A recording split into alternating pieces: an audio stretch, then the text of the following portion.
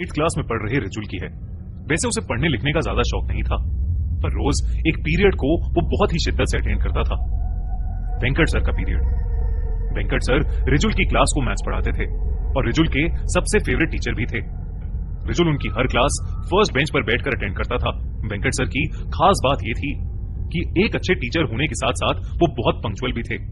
वो क्लास में कभी भी लेट नहीं आते थे, पर उस दिन कुछ अलग था। पीरियड शुरू हुए 10 मिनट हो चुके थे, पर वेंकट सर अब तक क्लास में नहीं आए थे।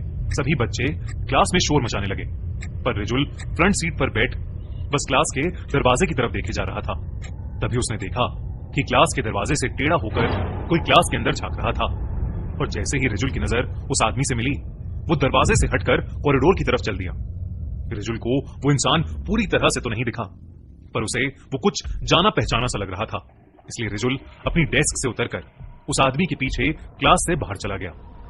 बाहर निकलते ही रिजुल ने देखा कि वो कोई और नहीं बल्कि वेंकट सर ही थे, और अब वो कॉरिडोर में चलते हुए उसके क्लासरूम के ऑपोजिट डायरेक्शन में जा रहे थे। रिजुल को ये बात समझ नहीं आई। रिजुल ने उन्हें बुलाने की कोशिश भी की, पर ऐसा लग रहा था कि जैसे उन तक रिजुल की आवाज ही नहीं पहुंच रही थी। तभी वो रिजुल के सामने एक दूसरे क्लासरूम के अंदर घुसे। रिजुल दौड़कर उनके पीछे गया। वो क्लासरूम में आ गया, पर अंदर घुसते ही वो बहुत हैरान हो गया।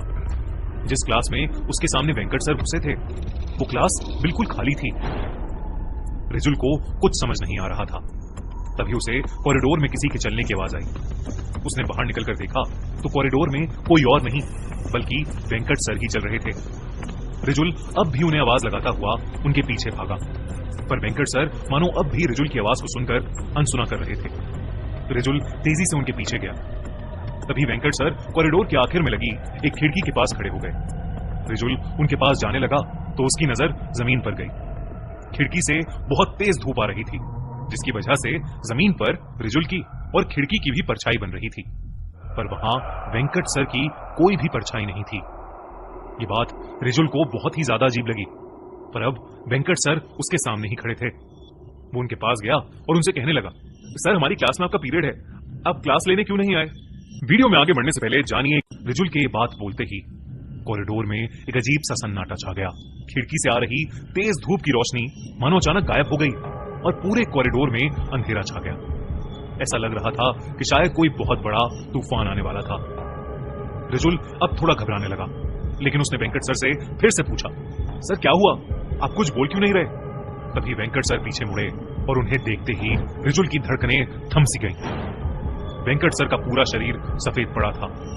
उनके चेहरे का मांस उनके चेहरे से नीचे लटक रहा था और वो बहुत ही ज्यादा भयानक लग रहे थे। रिजुल डर के मारे धीरे धीरे पीछे होने लगा। रिजुल को अपनी आंखों पर विश्वास ही नहीं हो रहा था। अचानक ही उसके सामने खड़े वेंकट सर ने अपने मुंह को खोलकर बहुत बड़ा कर लिया और वो कुछ बोलने की कोशिश करने लगे, लेकिन अजीब सी आवाजों के अलावा वो कुछ भी नहीं कह पा रहे थे।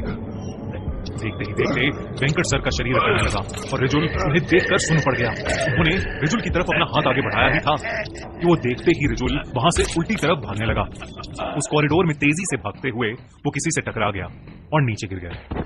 रिजुल ने जब उठकर देखा तो उसके सामने सुकृति मैम खड़ी थी।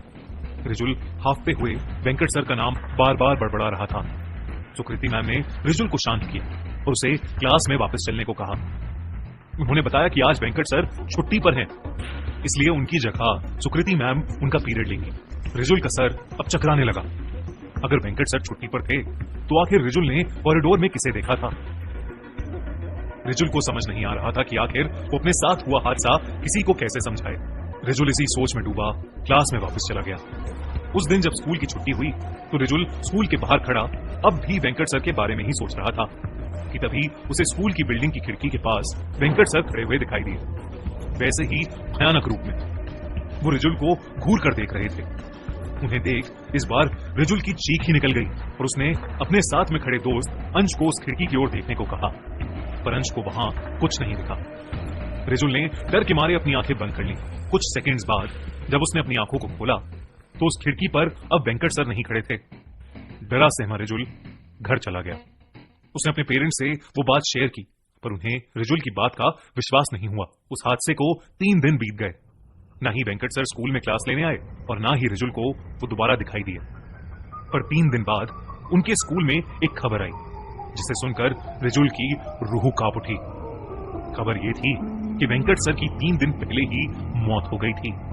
वो रात को सोए और सुबह उनका पूरा शरीर अकड़ा हुआ पाया गया। वो नींद में ही चल बसे थे। रिजुल को आज तक समझ नहीं आया कि आखिर वेंकट सर सिर्फ उसे ही क्यों दिखाई दिए थे। आपको क्या लगता है?